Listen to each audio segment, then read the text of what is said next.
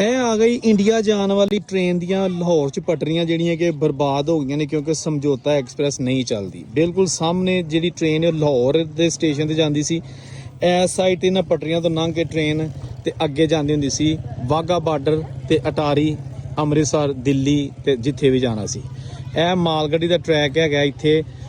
ਅੰਮ੍ਰਿਤਸਰ ਵਗੈਰਾ ਤੋਂ ਮੰਡੀਆਂ ਤੋਂ ਖੱਤਰੀ ਸਮਾਨ ਲੈ ਕੇ ਆਉਂਦੇ ਹੁੰਦੇ ਸਨ, ਇੱਥੇ ਲਾਇਆ ਜਾਂਦਾ ਸੀ। ਅੱਗੋਂ ਫਿਰ ਪੂਰੀ ਮਾਰਕੀਟ 'ਚ ਉਹ ਆਪਣੇ ਰੇਹੜੀਆਂ ਤੇ ਲੈ ਜਾਂਦੇ ਹੁੰਦੇ ਸਨ। ਇਹ ਹੁਣ ਸੰਗਾਲ ਲੱਗੇ ਡੱਬੇ, ਇਸ ਚੀਜ਼ ਦਾ ਸਬੂਤ ਹੈਗਾ ਏ ਕਿ ਜਿਹੜਾ ਨਾ ਇੱਥੇ ਹੁਣ ਜਿਹੜਾ ਨਾ ਹਰ ਚੀਜ਼ ਉੱਜੜ ਚੁੱਕੀ ਹੈ। ਇਹ ਦੇਖੋ ਤੁਸੀਂ, ਕਦੀ ਰੌਣਕਾਂ ਹੁੰਦੀਆਂ ਸੀ ਇਹਨਾਂ ਜਗ੍ਹਾ ਦੇ ਉੱਤੇ, ਲੇਕਿਨ ਹੁਣ ਨਹੀਂ ਦੋਸਤੋ। ਟੁੱਟਣਾ ਸ਼ੁਰੂ ਹੋ ਗਏ ਪਲੇਟਫਾਰਮ, ਖੱਤਰੀਆਂ ਦੇ ਪਲੇਟਫਾਰਮ। ਹਾਂਜੀ, ਮੈਂ ਉਹਨਾਂ ਨੂੰ ਖੱਤਰੀਆਂ ਦੇ ਪਲੇਟਫਾਰਮ ਕਹਾਂਗਾ ਜਿਹੜੇ ਬਣਾਏ ਅੰਗਰੇਜ਼ਾਂ ਨੇ ਸਨ, ਲੇਕਿਨ ਹੁਣ ਤਬਾਹ ਹੋ ਚੁੱਕੇ ਨੇ।